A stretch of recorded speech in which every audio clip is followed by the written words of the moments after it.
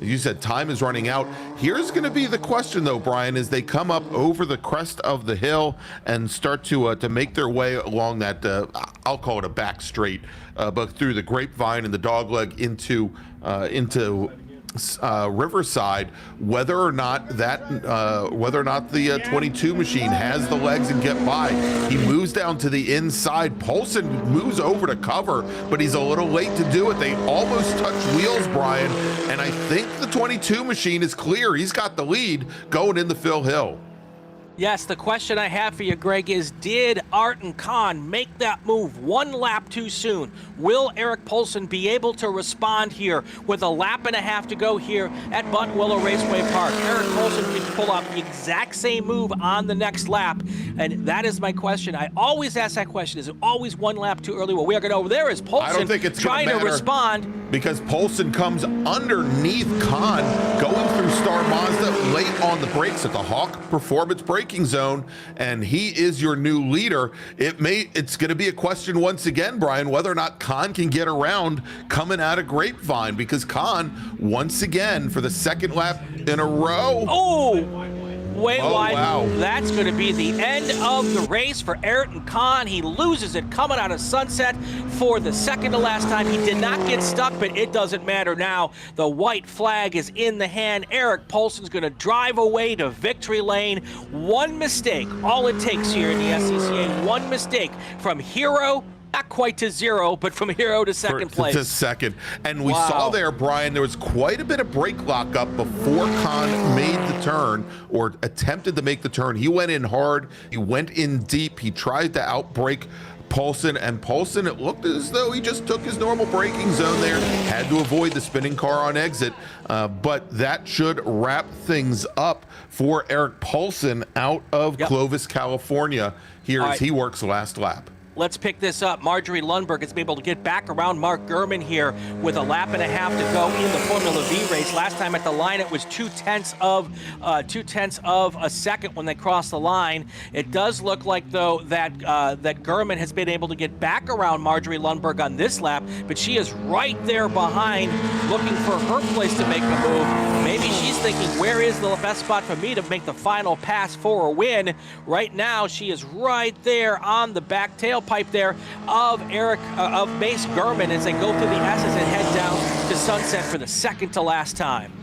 All right, and now as they come out of Sunset and on to the front straight, it is the 50 machine, then the 24. White flag is still in the starter's hand. White flag in the air, side by side with Gehrman, now with an advantage of 8/1000ths of a second at the line. Anymore. And Lundberg goes underneath the number 50 machine to take the lead going into the last 3/4 of the lap here. And we'll see if the 50 of Gurman can get back up and maybe draft by on the backside of the course. All right, checkered flag is in the air for our Formula F and overall winner, but we're going to keep it right here and watch this. This is Lundberg in first, and it is Gurman in second over I-5, in through Cotton Corners and up towards the Grapevine for the last time.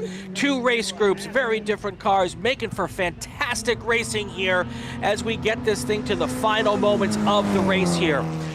Your Formula V leaders right now heading down towards Grapevine. Here they are coming into our living rooms right now. It is Lundberg up front, but now Gurman tries to go on the inside, going into Riverside for the final time. It looks like he had some pace here. They're going to be side by side, or maybe even done with the pass. Yep, Gurman makes the pass going into Riverside. I'm thinking that might be too early here. Lundberg is right there. There's still a couple of decent passing zones. One really good one going into Star Mazda over Phil Hill for the last time. Now and Lundberg she kept dropped her foot the wheel in it. Yeah, thought she looped the car, kept her foot down. Gurman is going to protect going down center track, going into Star Mazda for the last time. This is where Lundberg took the lead on the previous lap, and as they go in, Gurman tries to protect Lundberg, not quite close enough. She was about 3 car lengths back coming out of Phil Hill, not able to make up the distance as they go through the S's with now just one more turn to go. Lundberg, though, drafts up and she moves to the inside, Brian. They're side by side going into Sunset for the last time. All right, through Sunset, Lundberg on the outside. It is Mace Gurman on the inside. Looks like Lundberg gets a good move through the Sunset, heading towards the checkered flag. Who is it going to be? Lundberg is going to take the win.